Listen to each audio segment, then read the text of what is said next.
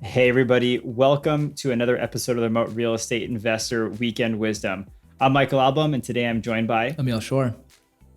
And today, Emil and I are going to be talking about some things that a lot of folks may have seen on the internet: phantom cash flows, or people touting how much money they're making in real estate. But when you break it down, we're going to look at maybe what's going on behind the curtain. So let's get into it. So, Emil, you and I were talking before we hit record here about people on the internet talking about, oh, I'm making so much money in real estate. What's the big takeaway that you've found from a lot of those people? Yeah, the reason behind this episode is you and I were talking about how often you'll see people projecting these cash flow numbers, and then you question them and you say, oh wow, like, are you factoring in this and that? And oftentimes what you'll find out is people are literally taking their rent and subtracting their mortgage payment, their property tax, and their insurance. And we've talked about this in many episodes. That is never what your cash flow is. Maybe if you're lucky in a certain month, you have no expenses, you have no maintenance, and that's what you end up with. But I mean, if you average something out over years, that is insanely misleading. And especially for newbie investors, I think if you see that, you're going to be led astray thinking those are the cash flow numbers that are A, realistic, and B, what you should be aiming for. And it's couldn't be further from the truth. So just really important to make sure you have the right lens when you're, we're all following different people on the internet, looking for different advice from people. It's just important to realize that everyone is going to anchor to a high number, and it's to look a certain way on the internet, and you should not trust those numbers all the time. And I think it's tough too, because as investors, I'm trying to think of like a good word for this, but what I'm trying to say is like we have expenses that we pay regularly, and then we have expenses that we don't actually pay. So like your repair and maintenance, your CapEx, that may occur or that might not occur in any given month versus your property, your principal, interest, taxes, and insurance, your PITI. That's a regularly occurring expense. You know what it's going to be. It's predictable. It shouldn't change much from year to year or much from month to month. And so that we say, okay, great, I have my rent. Then I take out my PITI, my known expenses. Well, that's it. And then we forget about we forget about the repairs and maintenance, the CapEx, the property management fees, the release fees, utilities, vacancy right? stuff. A lot of times you'll have utilities that you're responsible for, and people don't talk about those. And right. Yeah. So I think it's so important to, when projecting cash flow, to get a very clear picture of, okay, what are the known expenses? What are the unknown expenses? List the unknowns out on a line item and put projections next to them, and then subtract out all of that stuff. Then what you're left over with, that's your true cash flow. But to say that your PITI subtracted from your rent is your cash flow is like absolute garbage. Totally. And I think that catches a lot of owner occupants off guard too, while we're on the subject.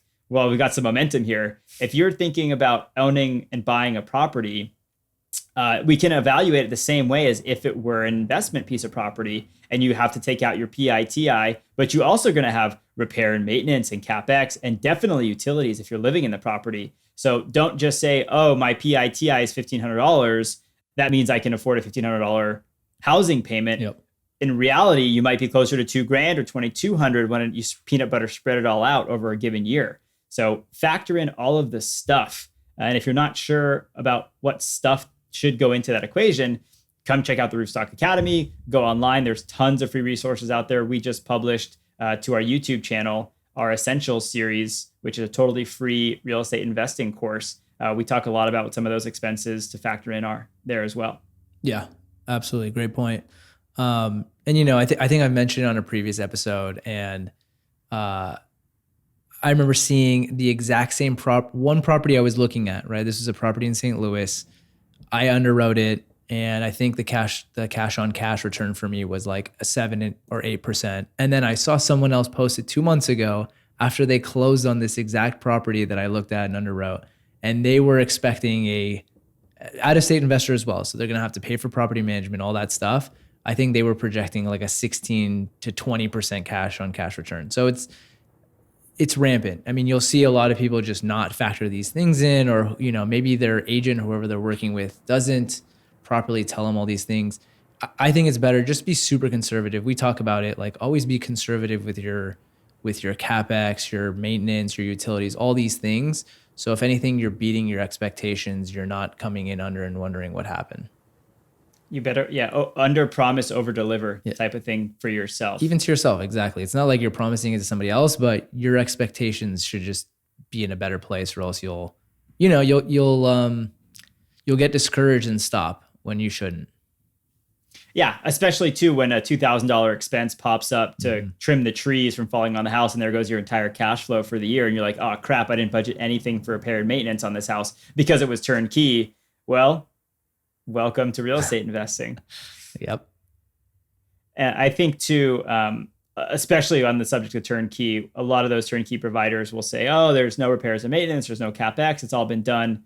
Like, look, folks, there's always repair and maintenance. Tenants are tough on homes. That's just the nature of the beast. Have money set aside for reserves, for vacancy, for rainy day funds, for repair and maintenance, for things that pop up that are not covered by your insurance, because this stuff happens. And so to say that there aren't going to be any expenses beyond your known expenses, your PITI, again, is just hot water. Yep, exactly.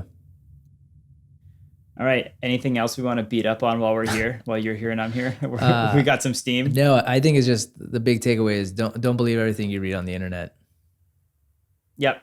You see people, cashing big checks or whatever. And again, we've talked about it in other episodes that people only celebrate the big wins. No one ever talks about the losses. I know we try to highlight them a lot because we've had a lot of losses between you, Tom, and I.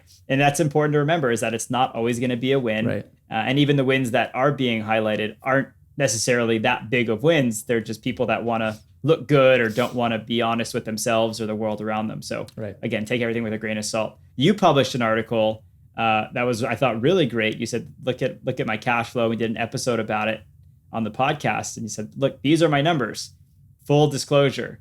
And so I think that's important, to be honest with yourself. And if you're going to be posting that stuff, honest with those who are asking the questions as well. Yep. Don't be misleading. Don't be one of the people out there who are misleading folks and thinking that you can make, ungodly amounts of money and not have to do any work, don't have any expenses beyond your PITI. Yeah, exactly. And social media, everyone wants to put their highlight reel. They're not going to tell you about the furnace that just broke, or, the hole that went through the wall, or the eviction they have to do, all those things. So just remember, that's part of this business. It's not always rainbows and butterflies and sunshine. It can be tough, and you have to have like the right mental fortitude for it. So.